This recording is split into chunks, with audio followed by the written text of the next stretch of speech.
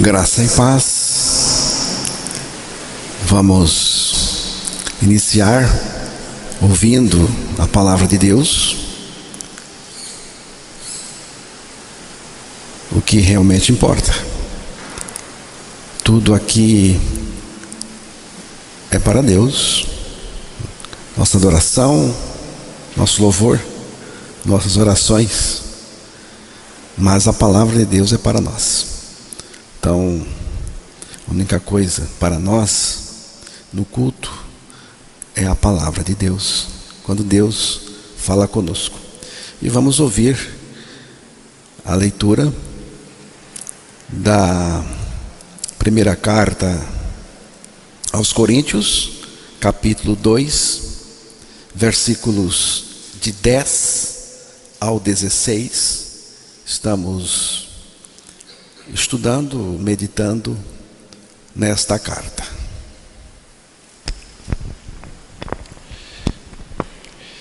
Mas Deus nolo revelou pelo Espírito, porque o Espírito a todas as coisas perscruta, até mesmo as profundezas de Deus. Porque qual dos homens sabe as coisas do homem, senão o seu próprio Espírito que nele está? Assim também as coisas de Deus, ninguém as conhece, senão o Espírito de Deus.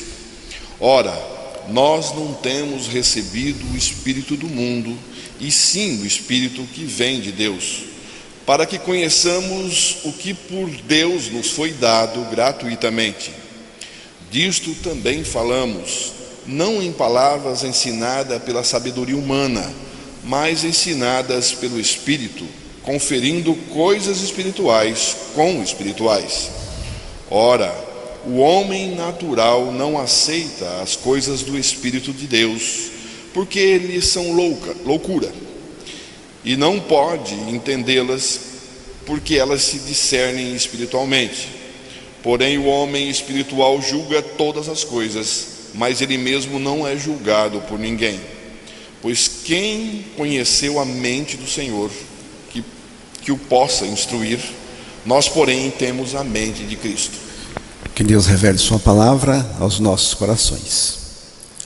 Anteriormente, vimos que Paulo inicia sua abordagem em 1 Coríntios 2, enfatizando sua missão em Corinto.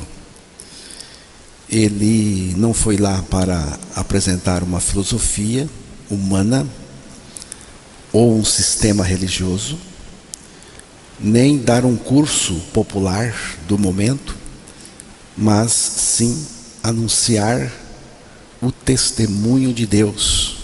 E esse testemunho é a própria revelação de Deus ao mundo, Cristo e este o crucificado. Cristo não apenas veio ao mundo, mas foi à cruz. E essa crucificação de Cristo é o centro da mensagem do Evangelho. A crucificação de Cristo não é apenas um evento histórico, mas um ato divino no qual fomos identificados. Eu tenho falado bastante sobre isso, repetido, porque aqui está o ponto importante que eu preciso entender e crer. Nós não ficamos de fora da crucificação de Cristo, nós participamos também. Na cruz, não apenas Cristo morreu, mas nós também fomos mortos com Ele e nele. E na ressurreição, nós também fomos ressuscitados juntamente com Ele e recebemos a vida dele em nós. Portanto, a cruz de Cristo não é apenas um evento histórico, mas a base de nossa vida cristã. Estamos nele, na cruz, e ele em nós, pela nossa ressurreição juntamente com ele. Não estou falando aqui de ressurreição do corpo que vai acontecer segundo a palavra de Deus. Eu estou falando do ponto de vista espiritual. Quando Cristo ressuscitou, eu também ressuscitei do ponto de vista espiritual nele, porque Paulo disse o seguinte: Deus nos ressuscitou. Ele não disse ressuscitará, ele disse Deus nos ressuscitou juntamente com Cristo. E isso está lá em Efésios capítulo 2, versículo 6. Essa é a sabedoria de Deus revelada no Evangelho. E essa sabedoria é Cristo. Cristo é a sabedoria de Deus. E em Cristo, Deus nos concede não apenas perdão, mas a sua própria vida. Nossa crucificação com Cristo é um ato divino que nos liberta do pecado e de nós mesmos. E Cristo, vivendo em nós, é o maior prodígio do universo. Essa é a vida cristã que dá certo, porque é Cristo vivendo em nós. Gálatas 2:20, que é um texto que eu cito aqui muito, e desta vez vamos ouvir o próprio texto. Gálatas 2:20, conforme a tradução, terá que ser lido também o versículo 19. Porque eu, mediante a própria lei, morri para a lei, a fim de viver para Deus. Estou crucificado com Cristo. Logo, já não sou eu quem vive, mas Cristo vive em mim. E este viver que agora tenho na carne, vivo pela fé no Filho de Deus, que me amou e a si mesmo se entregou por mim. O que é isto? Isto é a palavra de Deus, que você acabou de ouvir. Não sou eu dizendo, não é quem leu dizendo, mas Deus mesmo. E diante da palavra de Deus, eu me rendo. Se Deus diz, eu aceito e eu me rendo. Então, Gálatas 2:20 mostra que a cruz não foi apenas um evento externo, distante da nossa experiência, mas um ato no qual fomos unidos a Cristo. Estou crucificado com Cristo, e isto enfatiza nossa identificação com Ele na cruz. E vivo não mais eu, mas Cristo vive em mim. Ainda que eu continue com minha personalidade, há outra pessoa vivendo no meu interior. O próprio Cristo que agora habita em mim. O Evangelho é Cristo compartilhando conosco sua morte, sua ressurreição e a sua vida.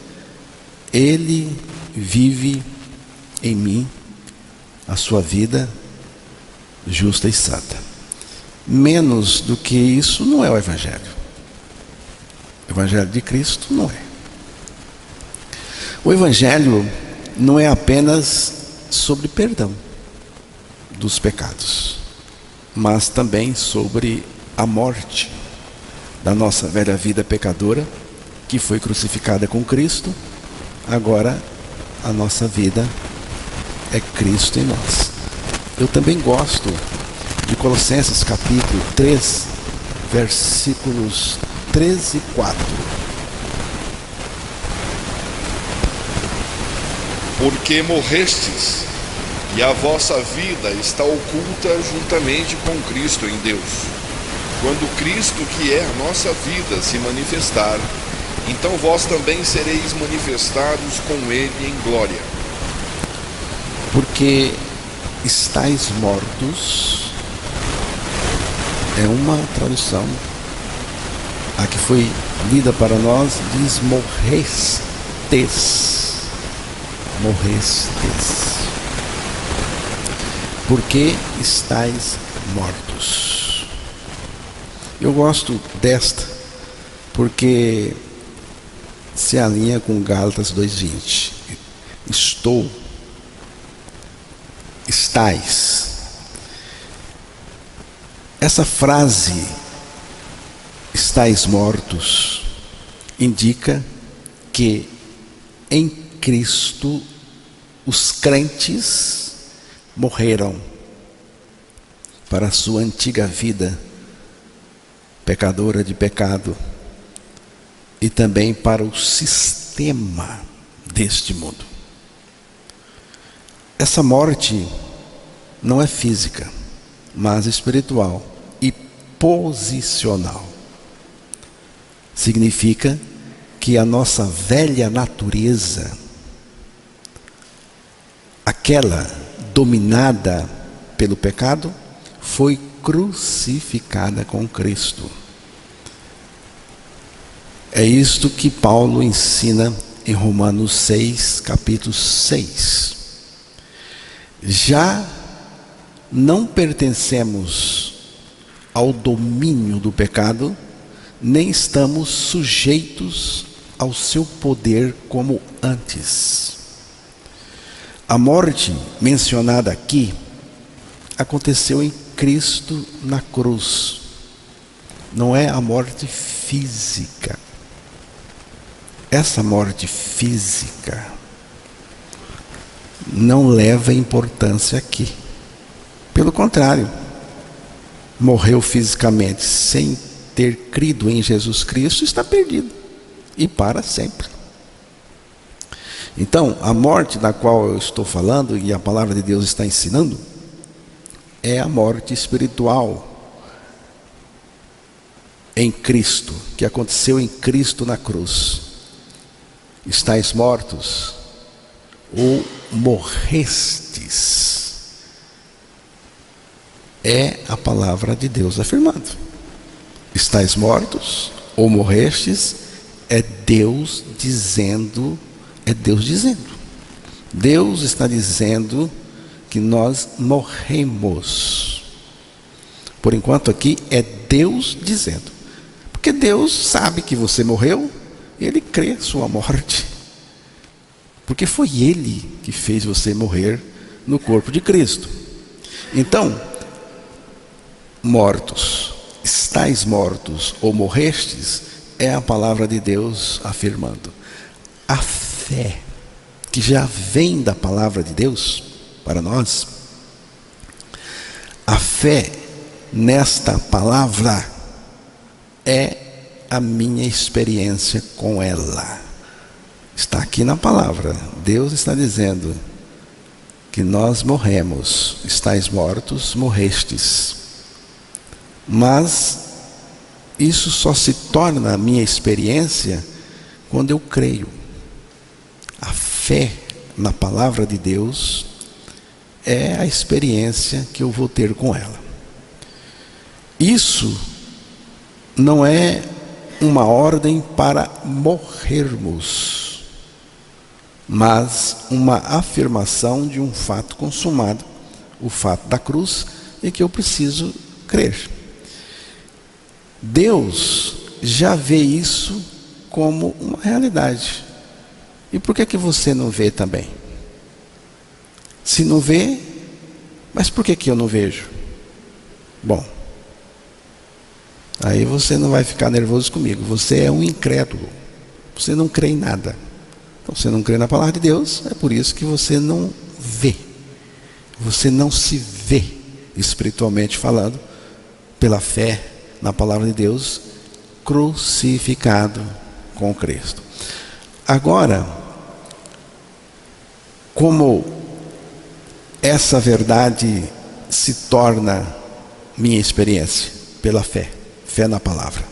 A fé nesta palavra é a experiência que eu tenho com ela. Se você lê a palavra de Deus, estuda, ouve, e você não crê, você não tem experiência nenhuma com ela. Você pode até conhecer, e pode conhecer muito, do ponto de vista da mente, mas você não tem experiência porque você não crê. Ou seja, quando eu creio no que Deus diz, essa verdade passa a ser a minha experiência e vai moldar a minha vida, todo o meu viver aqui neste mundo. Muitos lutam tentando morrer para o pecado, por esforço próprio, sem perceber que a palavra já afirma que essa morte com Cristo nele para o pecado já aconteceu, já é um fato. Se é fato que Cristo morreu, é fato que eu morri com ele.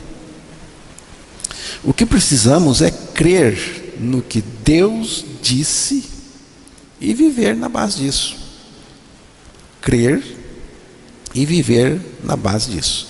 E se você crer, você já vai viver na base disso. E se você não crer, você pode ser um religioso. Você pode frequentar, mas você vai ser sempre uma incoerência. Você vai dizer uma coisa e fazer outra, porque você não tem o poder. E o poder é Cristo vivendo em nós. O segredo não está em sentir-se morto, mas em se considerar morto com Cristo, porque Deus já afirmou isso como um fato. O crente não vive mais para si mesmo, mas tem uma nova vida, Cristo, que é a nossa vida. Por isso que Paulo falou, Cristo que é a nossa vida. Cristo, nossa vida. Cristo que é a nossa vida. Repare que ele disse, Cristo que é. Não é será. É aqui e agora. Essa frase mostra que a vida do crente não apenas vem de Cristo, mas é o próprio Cristo. Você vê a diferença? É importante perceber isso. Ele não é apenas um modelo, ele Cristo, estou falando de Cristo. Cristo não é um modelo para ser seguido, para ser imitado. Ele mesmo é a vida em nós, ele mesmo. Isso significa que a nossa existência verdadeira está totalmente ligada a ele, Cristo. Não temos mais uma vida independente. Eu não sou independente. Eu sou um dependente de Cristo. Porque ele, além de ser a minha vida, meu Salvador, ele é o meu Senhor. Ele é Senhor, ele é o dono. Ele manda em tudo. E ele faz o que ele quer. E eu só tenho que obedecer. Então, Colossenses capítulo 3, versículos 3 e 4, ensina que nossa vida pecadora acabou. Acabou. Fomos crucificados com Cristo e agora nossa vida real é Cristo vivendo em nós. Então, Paulo faz uma citação incrível no texto que estamos estudando aqui. Uma citação incrível. Mas, como está escrito, nem olhos viram, nem ouvidos ouviram, nem jamais penetrou no coração dos homens o que Deus tem preparado para os que o amam, que é 1 Coríntios, capítulo 2, versículo 9. Essa revelação tem seu cumprimento máximo em Cristo. O que Deus preparou para os que o amam é Cristo mesmo, irmãos. É Cristo crucificado, ressuscitado, e nós nele, porque tanto a morte de Cristo como a ressurreição de Cristo são experiências compartilhadas conosco. Essa verdade tão profunda não pode ser conhecida pelos sentidos naturais do homem, mas apenas por revelação do Espírito. Então, em 1 Coríntios 2,9, Paulo mostra que a maior revelação de Deus não está nas maravilhas futuras do céu, mas no que já foi manifestado em Cristo. O que Deus preparou para nós não é algo distante, mas uma realidade presente em Cristo. Ele, Cristo, é o mistério outrora oculto e agora revelado, a maior bênção de Deus para aqueles que o amam. E Paulo trata disso, não vamos ler o texto agora, mas ele trata disso em Colossenses capítulo 1, versículos 26 e 27. Cristo é o que o olho nunca viu. Presta atenção. Cristo é o que olhos nunca viram, ouvidos nunca ouviram, e que jamais poderia ser compreendido naturalmente. Então, irmãos, a experiência real e profunda do que Deus preparou está na união com Cristo. É um projeto compartilhado, nós em Cristo e Cristo em nós, numa interação perfeita. Cristo crucificado, nós crucificados com Ele, nele, e Cristo ressuscitado, revelado em nós, no nosso interior, como o nosso tudo. Ninguém descobre isso de maneira natural, mas somente quando Cristo é revelado no coração do crente, essa verdade se torna uma experiência viva.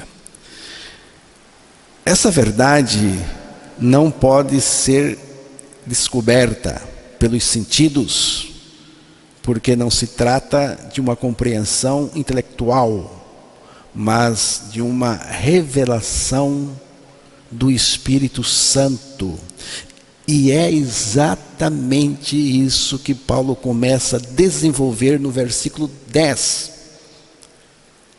A leitura que foi feita para nós hoje no início, começou nesse versículo 10. Deus, porém, revelou isso a nós, por meio do Espírito, porque o Espírito sonda todas as coisas, até mesmo as profundezas de Deus. Pela obra do Espírito, que sonda todas as coisas, até mesmo as profundezas de Deus, e aqui já fica colocado que o Espírito Santo é Deus, porque para conhecer as profundezas de Deus, só Deus. Então o Espírito Santo é Deus. Ele é Deus. A palavra de Deus deixa nitidamente que o Pai é Deus, que o Filho é Deus e que o Espírito Santo é Deus. E aqui é uma prova que o Espírito Santo é Deus, porque ele conhece as profundezas de Deus. O Espírito Santo é a chave para essa revelação, pois ele conhece profundamente a mente de Deus, porque ele é Deus, e nos faz compreender o que nos foi dado gratuitamente em Cristo. Ele não só revela a verdade sobre Cristo, mas revela o próprio Cristo e também nos guia a experimentar de tal forma a união com Cristo e Cristo em nós. O Espírito é quem nos revela tudo isto. Ele revela a obra de Cristo na cruz, a crucificação, esse detalhe tão importante, a minha crucificação com Cristo, a minha ressurreição com Cristo e Cristo vivendo em nós. Não se trata de uma revelação que podemos alcançar pela razão ou pelos sentidos físicos, mas de uma compreensão espiritual dada pelo Espírito Santo, que habita no crente e revela essa verdade transformadora. O Espírito penetra até as profundezas de Deus, trazendo à tona as verdades mais profundas que são essenciais para a nossa salvação e união com Cristo. Seguindo para o versículo 11, Paulo diz: pois qual dos homens sabe as coisas do homem, senão o espírito do homem? Aqui falando do espírito humano que nele está. Assim também as coisas de Deus, ninguém as conhece, senão o Espírito de Deus, que é o Espírito Santo. Aqui ele usa uma analogia para mostrar o princípio fundamental sobre o conhecimento espiritual. Paulo faz uma comparação entre o espírito humano e o Espírito de Deus. Assim como só o espírito de uma pessoa pode conhecer seus próprios pensamentos, desejos, intenções, somente o Espírito de Deus pode compreender as profundezas de Deus. Isso é importante porque, ao tratar da obra de Cristo e da revelação do mistério de Deus em nós, Cristo, Paulo enfatiza que esse conhecimento não pode ser alcançado por meio da razão ou pela experiência humana comum. O Espírito Santo tem que entrar nessa. O Espírito Santo é quem revela as coisas de Deus aos crentes. Ele nos leva a compreender a obra de Cristo, sua crucificação, ressurreição e o fato de que ele vive em nós. É o Espírito quem nos guia a compreender não apenas os eventos históricos, como a morte e a ressurreição de Cristo, mas a nossa participação nesses eventos. O Espírito Santo tem que revelar. Você vê que o Brasil é um país religioso. Muito. Quando você vê que quando o jogador entra no campo, ele faz o sinal da cruz de todo jeito. Quando sai também, ajoelha, aponta para o céu. Mas não é só isso. O Natal é um feriado nacional. A crucificação de Cristo, a paixão de Cristo, é um feriado nacional. Todo mundo sabe. Mas o que não sabe é o significado daquela morte, a finalidade da cruz, que nós também morremos ali. E o Espírito Santo precisa revelar isso. Ele revela dentro de nós o significado profundo dessas verdades como realidades espirituais compartilhadas conosco. Seguindo para o versículo 12, então aqui está dito: e nós não temos recebido o Espírito do mundo, e sim o Espírito que vem de Deus, para que conheçamos o que por Deus nos foi dado gratuitamente. Neste versículo, Paulo continua seu argumento sobre a diferença entre a sabedoria humana e a sabedoria divina. Ele faz uma distinção entre o espírito do mundo e o Espírito de Deus, destacando o papel essencial do Espírito Santo na vida do crente. O espírito do mundo, aqui, me parece que se refere à mentalidade do mundo e à sabedoria do sistema secular, que está fundamentado nos valores e nos princípios humanos, muitas vezes afastados de Deus. O espírito do mundo é limitado e superficial, muitas vezes ignorando ou rejeitando as verdades espirituais e divinas. Paulo está dizendo que, como cristãos, não recebemos essa sabedoria limitada, mas sim a sabedoria divina, que não pode ser compreendida pelos padrões humanos. O Espírito Santo é, portanto, a chave para que possamos entender a graça de Deus. Você vê que o texto aí está dizendo gratuitamente, né, aquilo que recebemos de Deus. O Evangelho e a obra de Cristo de maneira profunda e pessoal.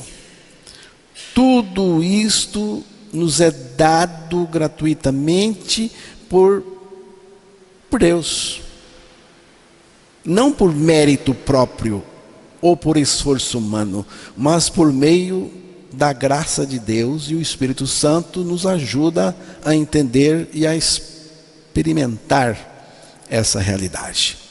Então, o Espírito Santo é, portanto, essencial para que possamos conhecer e viver de acordo com as verdades espirituais e a obra de Cristo em nós. Seguindo aqui para o versículo 13, disto também falamos, não em palavras ensinadas pela sabedoria humana, mas ensinadas pelo Espírito, conferindo coisas espirituais com espirituais. Vemos aqui que as verdades espirituais não podem ser compreendidas ou ensinadas pela sabedoria humana, mas somente pelo Espírito Santo. O Espírito é quem revela e ensina as coisas de Deus, conectando-as de maneira espiritual, para que possamos entendê-las de forma profunda e transformadora. A pregação de Paulo aqui não se baseava em técnicas humanas, mas na revelação do Espírito, permitindo que as verdades de Deus fossem anunciadas, compreendidas espiritualmente. Quando Paulo pregava, não usava filosofia humana ou sabedoria mundana, mas ele falava com as palavras que o Espírito Santo lhes dava, para que as verdades de Deus fossem compreendidas de maneira espiritual. Ora, a pessoa natural não aceita as coisas do Espírito de Deus, porque eles são loucura. E ela não pode entendê-las, porque elas se discernem espiritualmente. Aqui diz que a mensagem espiritual de Deus é incompreensível para aqueles que não têm o Espírito, pois eles a veem como loucura. A mente natural, sem a iluminação do Espírito Santo, não consegue entender as coisas de Deus que são espirituais. Isso porque essas verdades só podem ser discernidas espiritualmente por meio do Espírito Santo e não por raciocínio humanos intelectuais. O versículo enfatiza a necessidade da ação do Espírito para que alguém possa realmente compreender e aceitar a verdade divina.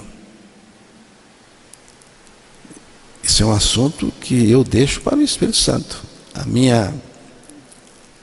minha missão é anunciar o testemunho de Deus, pregar a palavra de Deus, e o Espírito Santo é que vai resolver com você essas coisas. É Ele que vai revelar aí dentro de você, para que você compreenda, para que você creia. Versículo 15 aqui, seguindo: porém, a pessoa espiritual julga todas as coisas, mas ela não é julgada por ninguém. O mundo não consegue julgar, discernir o que está acontecendo com você que creu no Evangelho. Ele não consegue entender isso.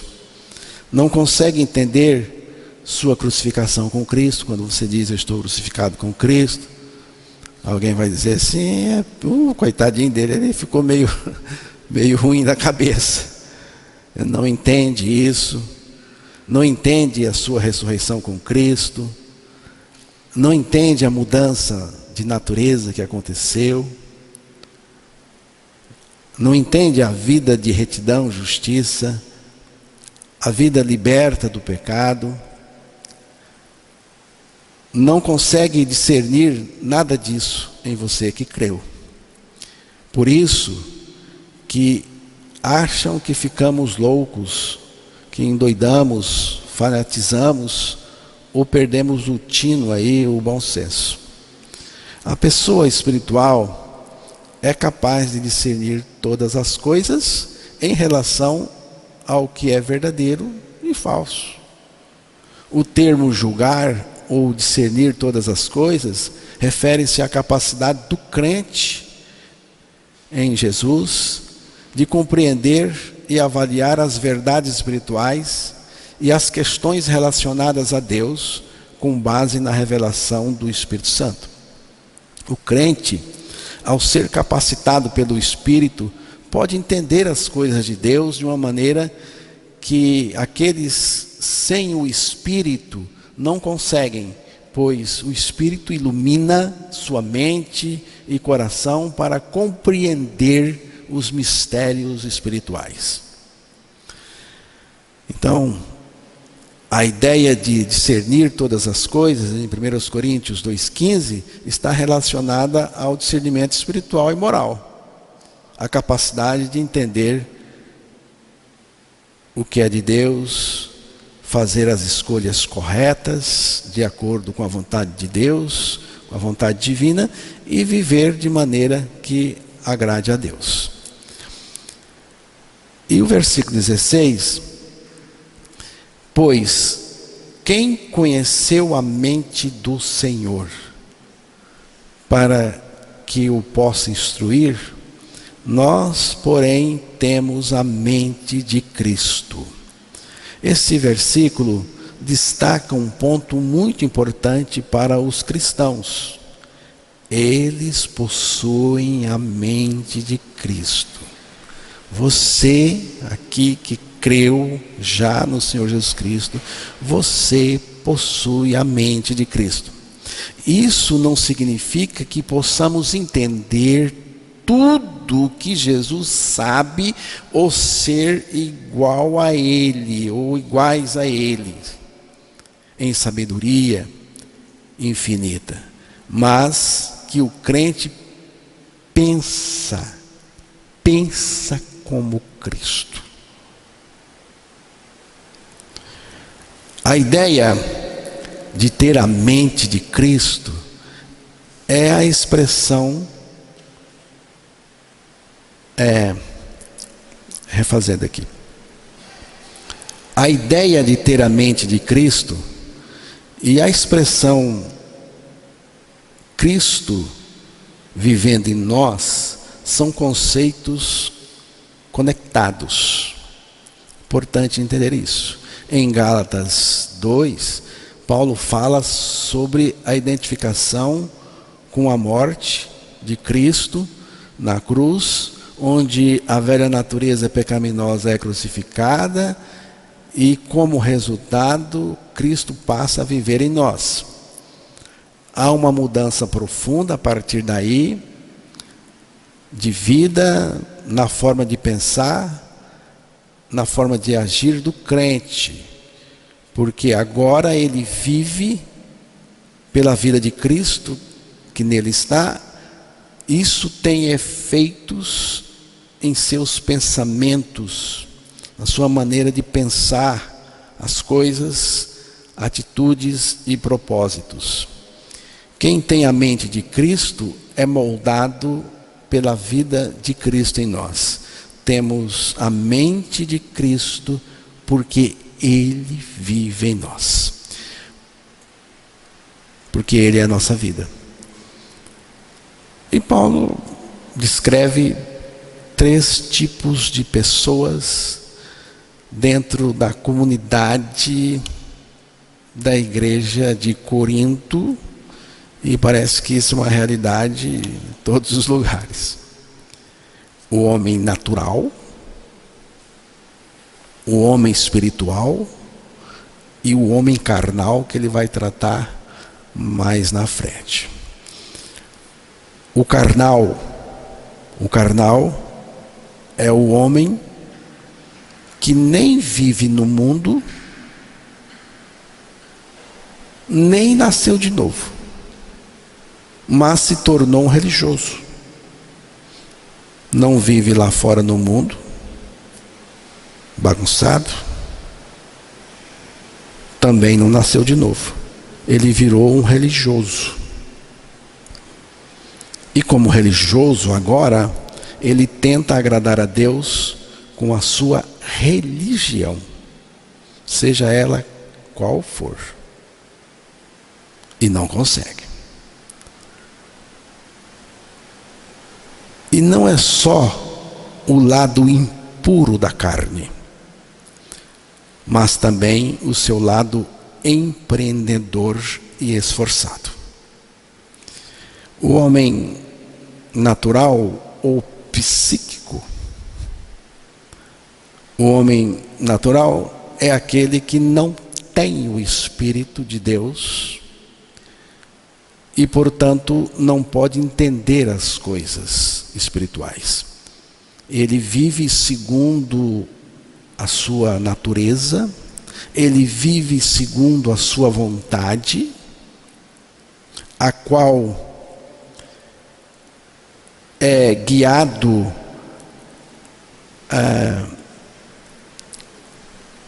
esse homem natural. Ele vive segundo a sua natureza humana, segundo a sua vontade. Ele é guiado pela sua razão, pelo seu raciocínio, pela sua opinião, pelos sentidos, pelos instintos, sem a percepção espiritual que vem do Espírito Santo. Esse homem, segundo Paulo, é incapaz de perceber ou discernir a verdade de Deus. É o homem que vive segundo a sua vontade. Ou seja, a pessoa que não depende de Deus, a pessoa que depende unicamente da sua razão. Eu me garanto. Eu mando na minha vida, eu faço o meu caminho. Primeiro, você não faz caminho nenhum, você não se manda em nada e você não se garante. O homem natural, então, vive à parte de Deus e não consegue compreender as coisas do Espírito, pois ele não tem uma nova natureza dada por Deus. Ele é essencialmente a pessoa que ainda está morta espiritualmente. O homem espiritual, ou pneumáticos, esse homem, o homem espiritual, é aquele que foi regenerado, que nasceu de novo pelo Espírito Santo. Tem uma nova vida, que é a vida de Cristo nele, tem a natureza nova nele, a natureza de Deus, tem o caráter de Cristo nele, tem o próprio Cristo vivendo nele. E esse homem tem a capacidade dada pelo Espírito Santo de compreender as coisas de Deus. Não é uma capacidade dele próprio, é uma capacidade que o Espírito Santo dá. Ele vive em comunhão com Deus, com o Espírito, com o Senhor Jesus Cristo. Ele tem uma visão espiritual das realidades espirituais. E ele pode discernir, mas ele mesmo não é discernido. E a pessoa, ele é a pessoa guiada pelo Espírito Santo. Ou seja, esse homem vive segundo a direção do Espírito de Deus. É a pessoa que Cristo vive nela. Amém?